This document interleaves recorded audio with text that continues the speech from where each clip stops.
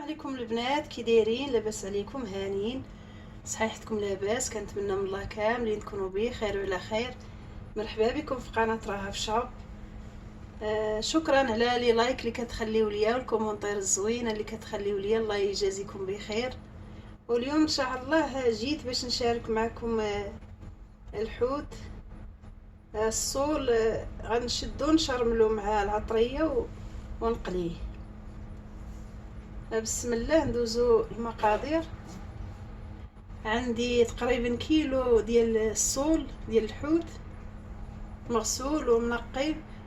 هاد الصول هذا ما فيش الشوك.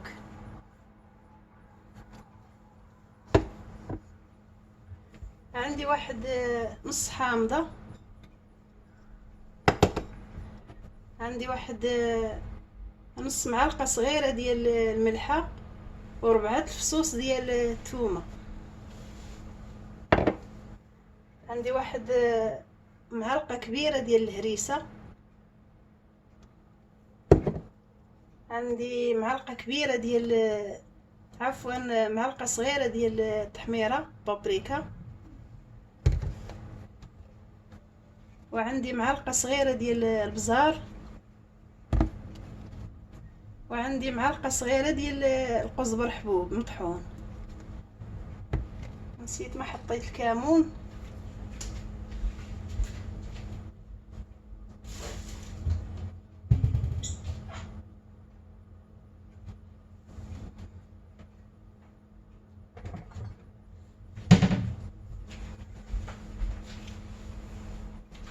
وعندي معلقه صغيره ديال الكمون.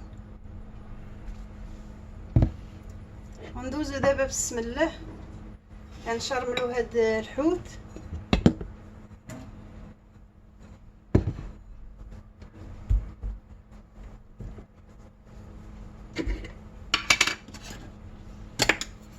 ندير واحد معلقه كبيره ديال الهريسه. بسم الله.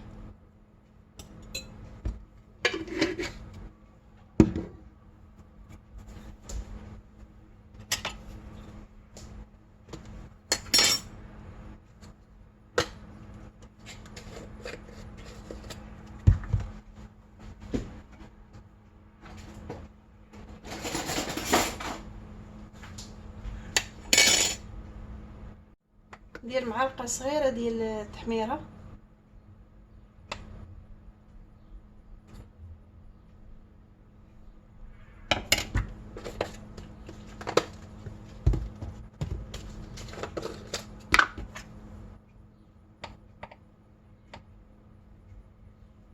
ندير معلقه صغيره ديال القزبر حبوب.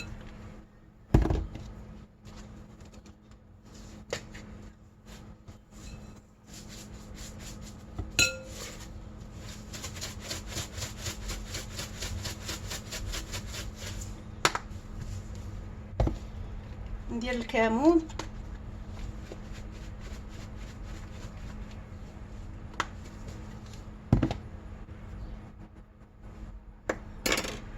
ونحك الثومه. غادي نحك 4 فصوص ديال الثومه.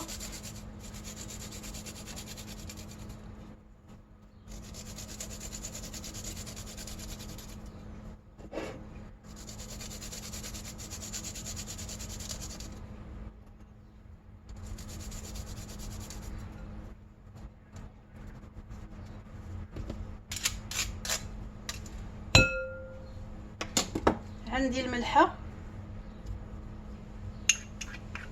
نص معلقه هكاك ديال الملحه صغيره.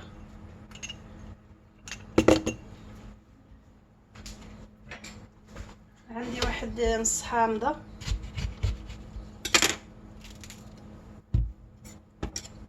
نحيد من هذاك العظم عاد نعصره.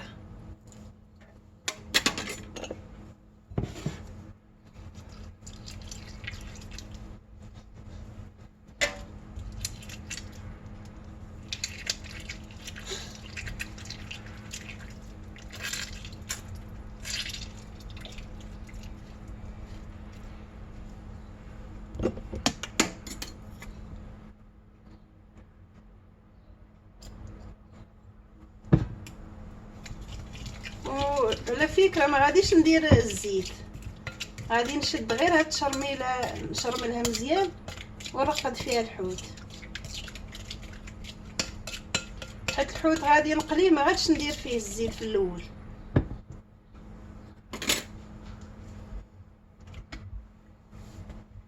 دابا غادي نشد هاد الحوت مزيان نشرملو.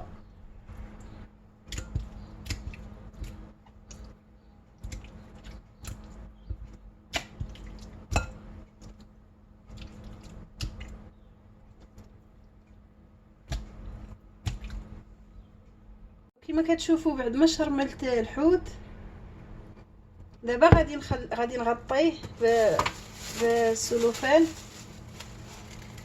ونخليه واحد 10 دقائق ان شاء الله. عاد ندير عليه الدقيق ونقليه في الزيت. ندوز دابا نصايب شلاضه، ندوز نمشي نجيب الفلفله من الجرده ونصايبو شلاضه.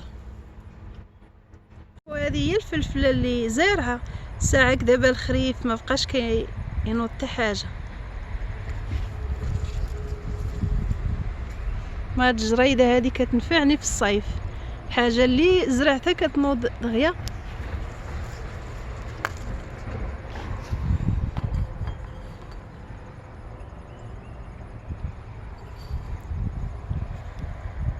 كما كتشوفوا غادي نحتاج في الشلاضه عندي 3 الحبات ديال مطيشه، عندي فلفله خضراء، فلفله حمراء، 3 الفصوص ديال الثومه.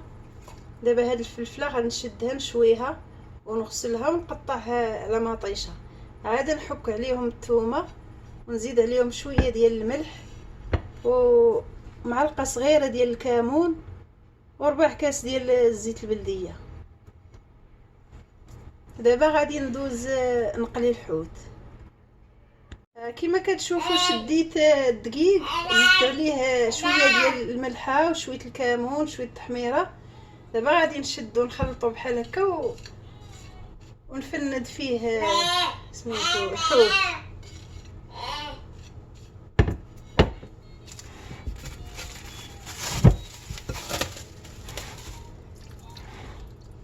دابا غادي نشد هاد الحوت وندردر عليه الدقيق مزيان.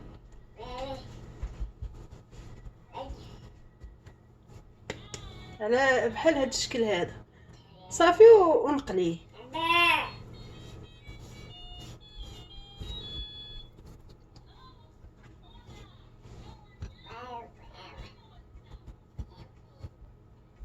غنبقى مستمره بحال هكا تنكمل الحوت اللي عندي كامل ونتلاقاو بعد قليل.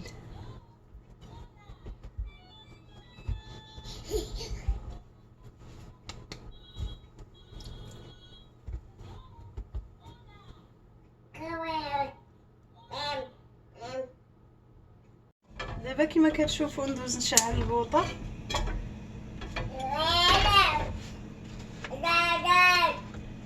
ندوز نكب الزيت، نكب غير شويه ما نكثرش.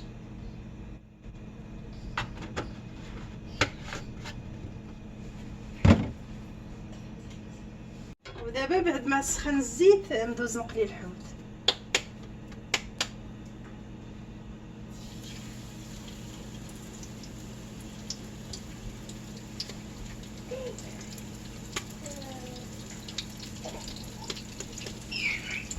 نحاول نسوسو مزيان من الدقيق باش ما يبقاش لاصق فيه الدقيق بزاف.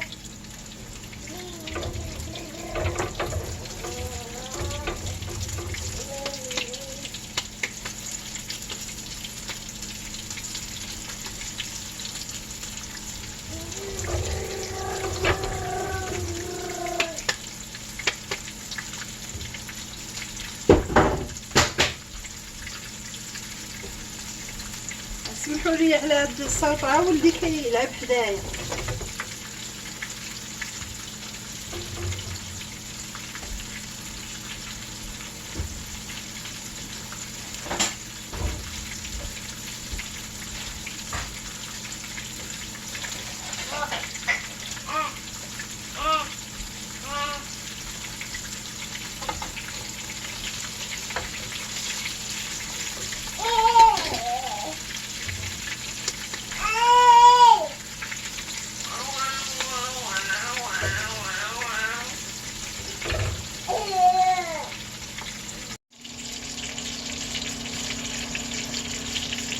كتشوفوا بعد ما قليت الحوت جا على هذا الشكل هذا، جا محمر وزوين ومقرمل.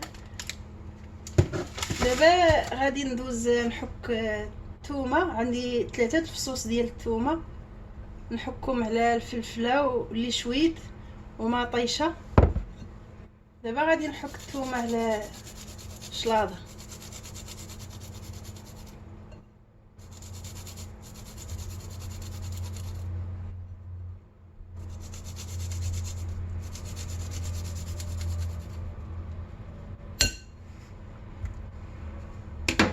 وغادي نزيد واحد معلقه كبيره ديال الخل.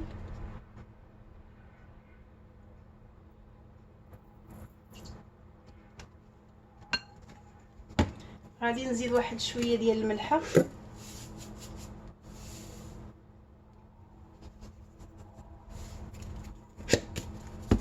غادي نزيد شويه ديال الكمون.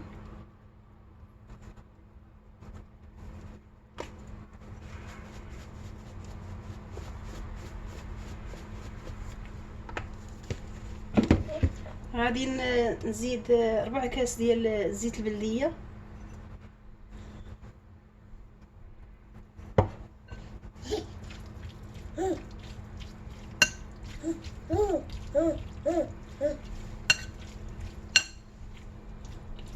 نخلطها مزيان ونتلاقاو بعد الشكل النهائي.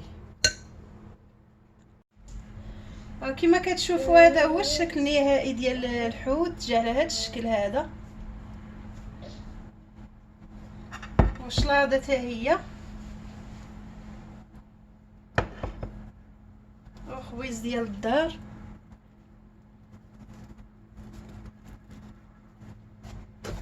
رافقتهم مع الكرموس الهندي.